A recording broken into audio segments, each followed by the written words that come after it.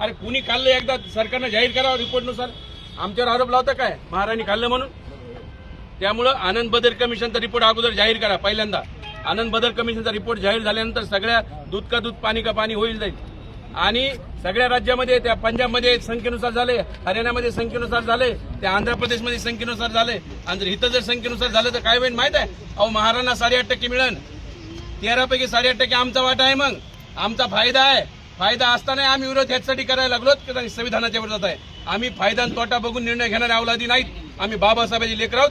जी गोष्ट संविधानाच्या विरोधात आहे त्याला आम्ही विरोध करणार बाबासाहेबांची लेकर आहोत.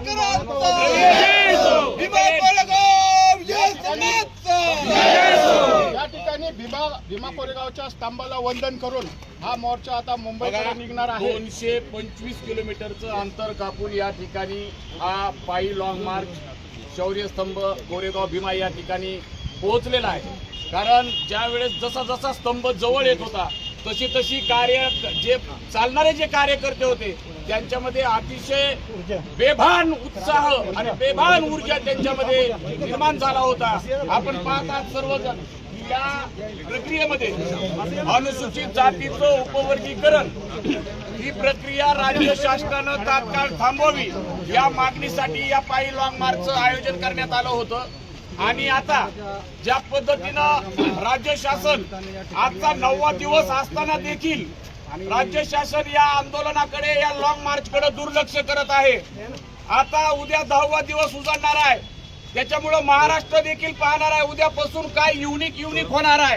कारण हा महाराष्ट्राचा पूर्ण आंबेडकरवादी जो भीमसैनिक आहे तो या ठिकाणी मंत्रालयाच्या दिशेनं दिनांक 26 जून 2026च्या दृष्टिकोनातून तो तयारी करत आहे. त्याच्यामुळं माझं फडणवीस सरकारला सांगणं आहे आणि या सामाजिक न्याय मंत्र्याला देखील सांगणं आहे की तुम्ही आता या आंदोलनाला हलक्यात घेऊ नका.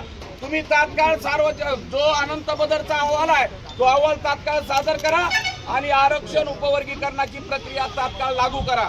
तुमचे मेसेजेस आमच्यापर्यंत पोहोचत आहेत की तुम्ही आम्हाला भेटायला या. परंतु आमचा लॉंग मार्च आहे. या लॉंग मार्चला कोणाचंही नेतृत्व नाही. या लॉंग मार्च मध्ये जो सहभागी आहे तो या लॉंग मार्चचा प्रणेता आहे, तो या लॉंग मार्चचा नेता आहे. त्याच्यामुळे तुम्हाला जर आमच्याशी बोलायचं असेल तर या ठिकाणी जिथं लॉंग मार्च असेल त्या ठिकाणी तुम्ही या, तुम्ही बोला. परंतु आम्ही त्या ठिकाणी येणार नाही. आणि जर तुम्ही आरक्षण उपवर्गीकरणाची प्रक्रिया तुम्ही सांगितलं 2 महिन्यामध्ये लागू करणार आहेत म्हणून, फक्त लागू करा. महाराष्ट्र अनिश्चित काळासाठी बंद केल्याशिवाय इथला हा भीमसैनिक शांत बसणार नाही. एवढं तुम्हाला या ठिकाणी सांगतो. आपण शौर्य स्तंभाच्या ठिकाणी आलेलो आहोत.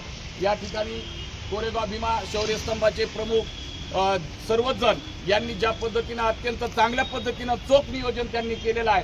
तर आपण सर्वप्रथम शौर्य स्तंभाला आपण सर्वजण मिळून अभिवादन करू आणि इथून पुढच्या आंदोलनाला आणखी तीव्र कसं करता येईल यासाठी आपण सर्व भीमसैनिक मिळून प्रयत्न करू. जय भीम. बाबासाहेब आंबेडकर